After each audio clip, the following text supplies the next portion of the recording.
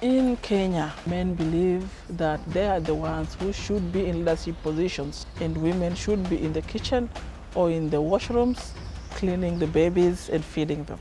If you're born a male, you have a higher advantage than a female. I think there is gender imbalance because in this country you find most positions are being occupied by male. It has not been that balance in terms of opportunities that people get.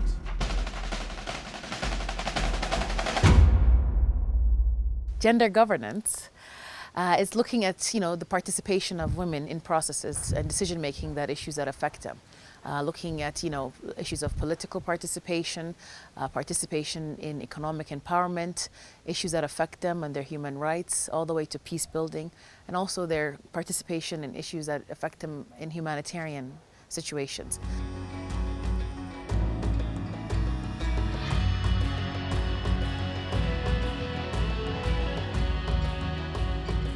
Sitting from UNDP and UN Women, I have seen a lot of collaboration in the output on gender and governance and issues of peace building, community security, resilience and cohesion. Now we are able to deliver together even for our communities, and they see the value addition of us working together as one.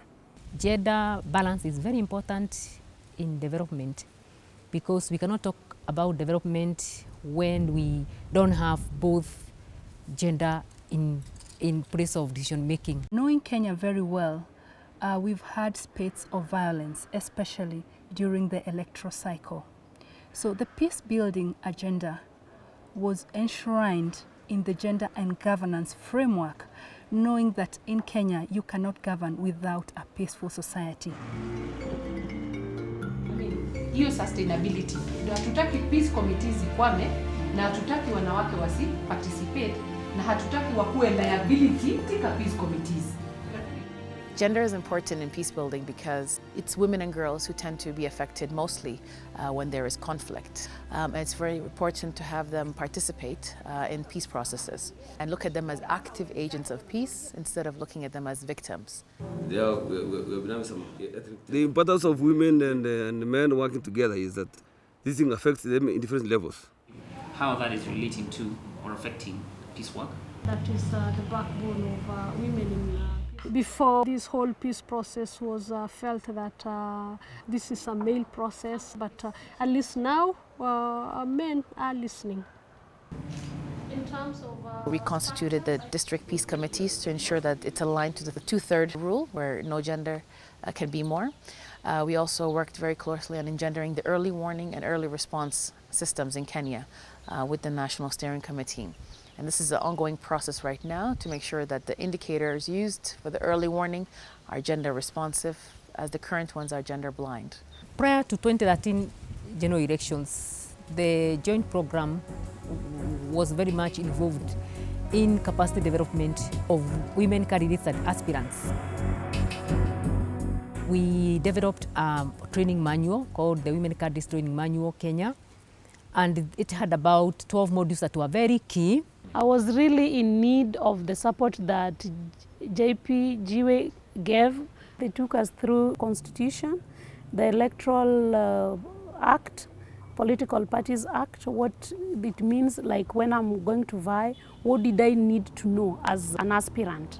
And I got the courage because they also shared the opportunities for women in political parties and in elective positions. If this program was not there, I could have not even known that I could be a leader. For Caroline to be here today, she has broken the barriers, the stereotypes, especially in Luo Nyanza, where men believe that they are the ones who should be in leadership positions. We were trained and helped to come up with a strategic plan of what do we want to do to actually make a difference and also start building a ground for women to become governors. The gender and governance program did a lot of work, especially in decoding what had been decoded in men about negative attitude towards women in leadership. it had an impact. And that's how come we saw that even the men started supporting women even during the elections. With the elections program, UN Women, with the support of UNDP, through the joint program, we also supported the team of eminent persons and also what we call the Women's Situation Room, where they would go about lobbying to the different actors and stakeholders to ensure that the elections were peaceful. This country has come a long way, and for women it's a revolution. I did not expect that we would, even as we worked so very hard in the new constitution making. I was a part of the commission. I did not visualize what I see today. And I am very happy that we have gotten there, but not yet. We need up to like 50% of male and female representation in all our organs of government and policy making. That perhaps will be the only time that we can talk about balanced development. For 50 years that Kenya has existed, the history tells us that women have been marginalized. It's only recently when women started coming to parliament in a little bit bigger numbers. We need proper representation of every gender at that level. This government has shown, even the ministries, the composition, the 2/3 rule has been adhered to. More can be done, but it's a journey. We have started it. A lot of civic education and public sensitizations need to be done.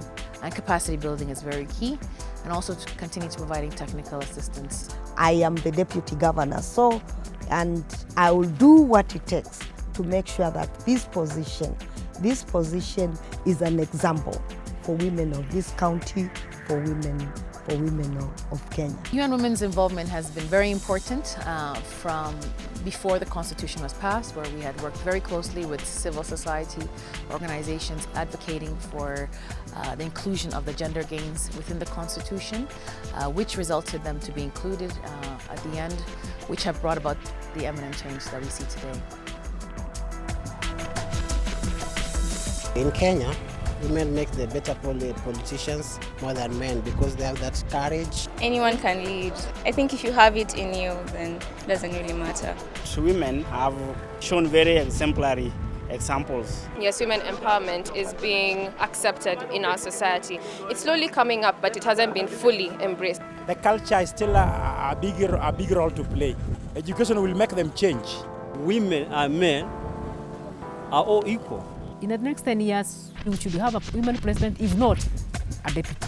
And I'm hoping that in my lifetime, we will have a woman president in this country.